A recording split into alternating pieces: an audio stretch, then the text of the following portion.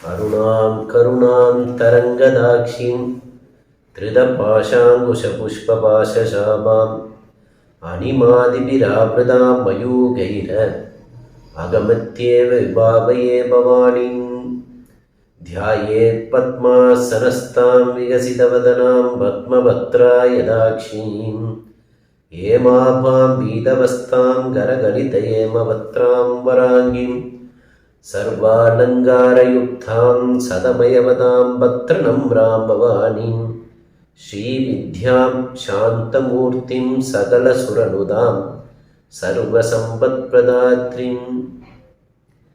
நம்மளுடைய சனாதன தர்மத்தில் எவ்வளவோ தெய்வங்கள் இருக்கிறது. ஒவ்வொரு தெய்வத்துக்கும் ஒவ்வொரு மந்திரம் இருக்கிறது, ஒவ்வொரு யந்திரம் இருக்கிறது.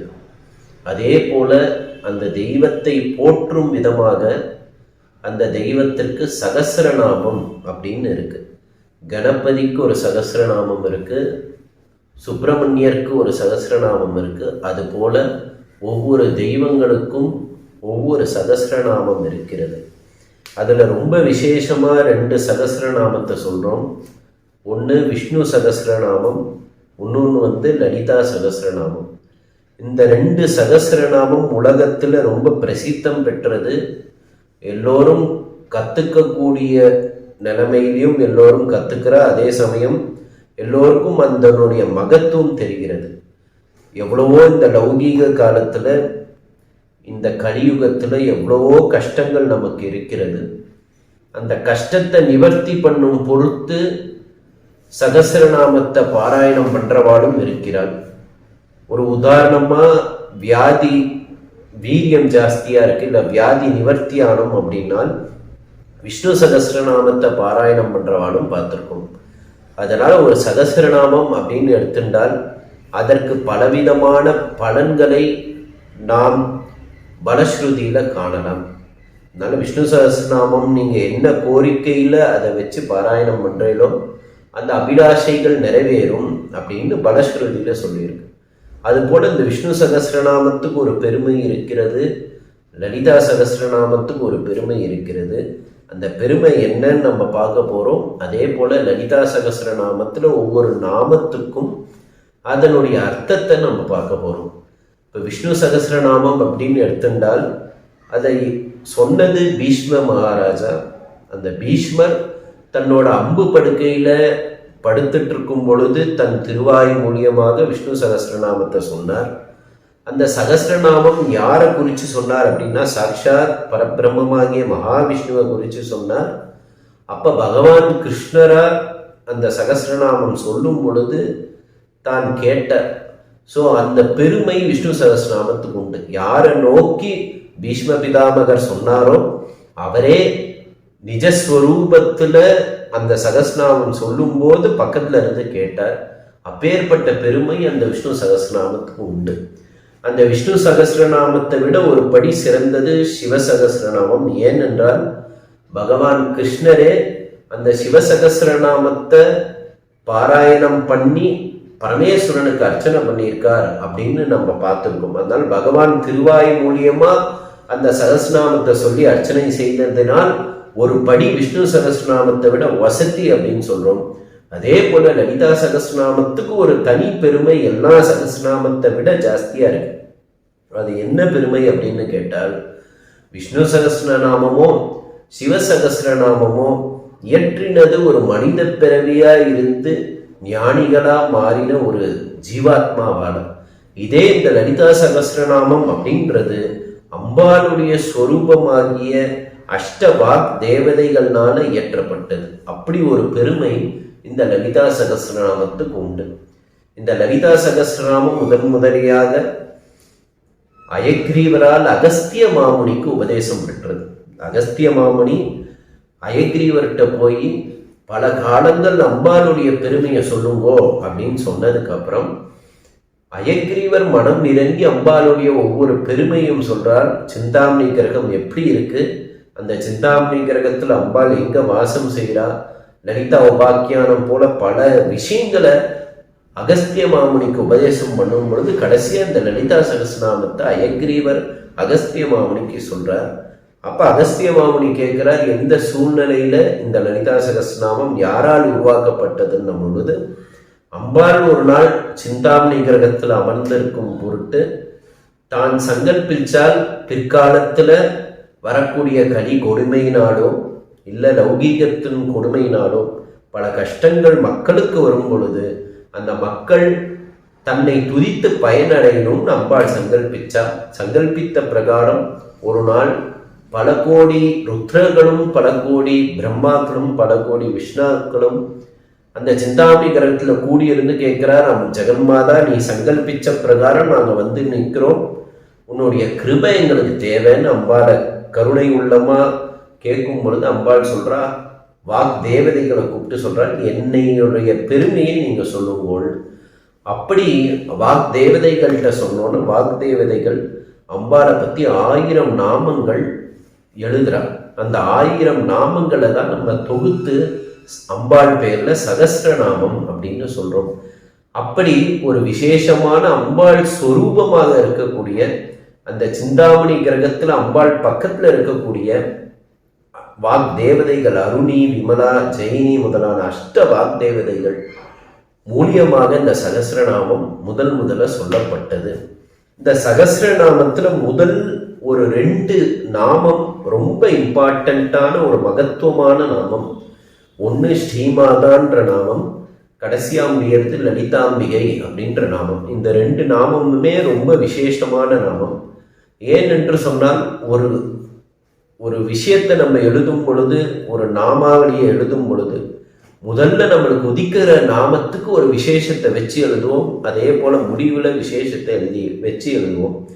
அது போல முடிவுல இந்த சகஸ்ரநாமத்துல பார்த்தேன் அப்படின்னா ஸ்ரீசக்கர ராஜநலையா ஸ்ரீமத் திரிபுர சுந்தரி ஸ்ரீ சிவா சிவசக்தைஹி ரூபிணி லலிதாம்பிகான் அம்பாளுடைய பெயரையே முடிவுல வைத்தார். அதனால் அதுக்கு ஒரு விசேஷ பலன் இருக்கிறது. அதே போல ஸ்ரீமாதான்ற முதல் நாமம் ரொம்ப விசேஷமான அர்த்தங்களை அடங்கி அவளை கருணை உள்ளம் கொண்ட ஜெகன்மாதாவை துதிக்கிற மாதிரி இருக்கு. ஏன் என்று சொன்னால் இந்த ஸ்ரீமாதாக்கு பல கிரந்தங்கள் பல அர்த்தத்தை சொன்னாலும் இதை விரிவுரையா சொன்னது பாஸ்கராயர்ன்ற ஒரு பெரிய மகான். அவர் தான் முதல்ல லலிதா சகஸ்ரநாமத்துக்கு பாஷ்யம் எழுதினது. ஆதிசங்கரர் தான் லலிதா சகஸ்ரநாமத்துக்கு எழுதணும்னு ஆசைப்பட்டார். 3 தடவை லலிதா சகஸ்ரநாமத்தை தன்னுடைய சிஷ்யன் மூலியமா எடுத்துட்டு வர சொல்லும் பொழுது பத்மபாதர் போய் அந்த ஓலைச்சுவடியை எடுத்துட்டு வரார். ஆனா எடுத்துட்டு வந்தது விஷ்ணு சகஸ்ரநாமமே.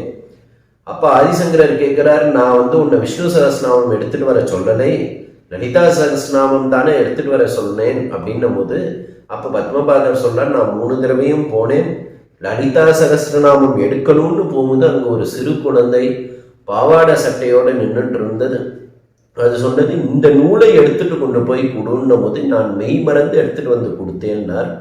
ஆதிசங்கரருக்கு புரிஞ்சது, அம்பாள் முடிவு பண்ணிட்டா விஷ்ணு சகஸ்ரநாமத்துக்கு தான் பாஷ்யம் எழுதணும்னு.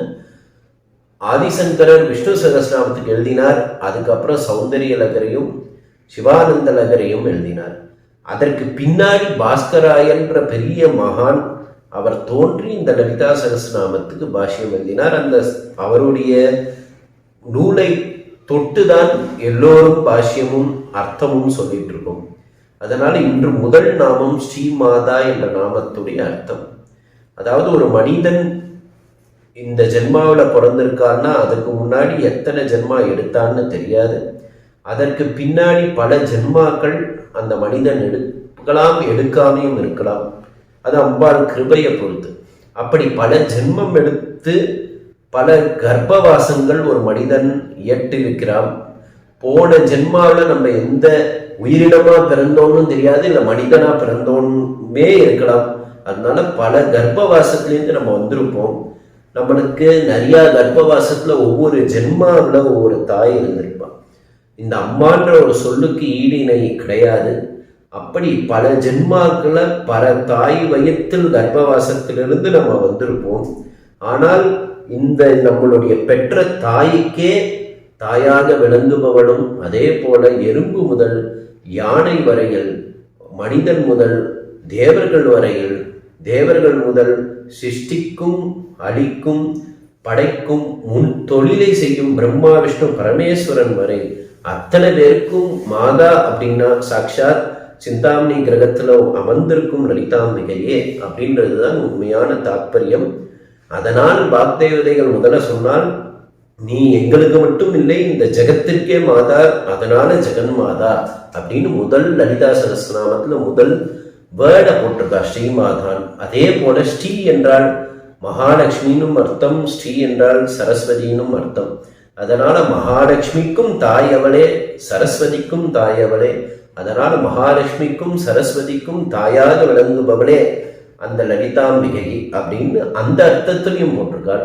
இன்னொரு 2 அர்த்தம் சொல்ல போனால், ஸ்ரீமாதால மான்னு ஒரு வார்த்தை இருக்கு மாதால. அந்த மா என்றால் பிரித்தல் அப்படின்னு அர்த்தம். அதனால வேதத்தை பிரித்து கொடுத்தவள் அப்படின்னு நம்ம எடுத்துக்கலாம். இன்னொன்று மேரு பர்வதத்துல கடையும் பொழுது ஆழகால விஷம் வந்தது. அந்த விஷத்தை பரமேஸ்வரன் ஸ்வீகரிச்சார். அந்த பரமேஸ்வரன் ஸ்வீகரிக்கும் பொழுது அம்பாளுடைய தாடங்க ஒளியினால் அந்த விஷம் பரமேஸ்வரன் கழுத்திலேயே நிறுத்தப்பட்டது. அந்த நிறுத்தப்பட்ட விஷத்தினால் அவருடைய கழுத்து, அந்த விசுத்தி சக்கரம் இருக்கக்கூடிய அந்த கழுத்தாகப்பட்டது நீல நிறமா மாறினது. அதனால பரமேஸ்வரனை அர்ச்சிக்கும் போது நீலகண்டாய நமகன்னு அர்ச்சிக்கிறோம். அதனால இந்த விஷத்தை முறிச்சவரே லலிதாம்பிகை அப்படின்னு ஒரு அர்த்தத்தை வச்சுக்கலாம். இதே போல இந்த ஸ்ரீமாதான்ற ஒரு சொல்லுக்கு பலவிதமான அர்த்தங்கள் அடங்கி உள்ளது. சொல்லணும்னா இந்த ஜென்மா பத்தாது. இன்னும் சொல்ல போனால் மகாவிஷ்ணுக்கே லலிதா சஹஸ்ரநாமத்துடைய பாதி அர்த்தம் தான் தெரியும்னு வினவரா. அது போல ஸ்ரீமாதான்ற ஒரு பெரிய கடலான அர்த்தங்கள் இருக்கக்கூடிய அந்த நாமத்தை சில அர்த்தங்களை மட்டும்தான் நம்ம பார்த்துருக்கிறோம். அந்த சில அர்த்தத்தை புரிஞ்சுக்கிட்டு அதுக்கு ஏற்ற மாதிரி நம்ம சகஸ்ரநாமத்தை சொல்லும் பொழுது அர்த்தத்தோட லயத்தோட சொன்னால் அம்பாளுடைய கிருபை ஒவ்வொரு நாளும் நமக்கு கிடைக்கும். ஏனென்றால் ஒரு பாராயணம் செய்யும் பொழுது அம்பாள் மீது முழு நம்பிக்கையும் அம்பாள் மீது முழு ஸ்ரத்தையும் இருக்கணும். அதற்கு இந்த அர்த்தம் புரியணும். அதனால முதல் நாமாவளியை இன்னைக்கு பார்த்தோம். ஸ்ரீமாதா என்றால் இந்த உலகத்திற்கே ஜெகன் மாதாவாக அம்மாவாக இருக்கக்கூடியவள் என்று ஒரு அர்த்தம். சரியா?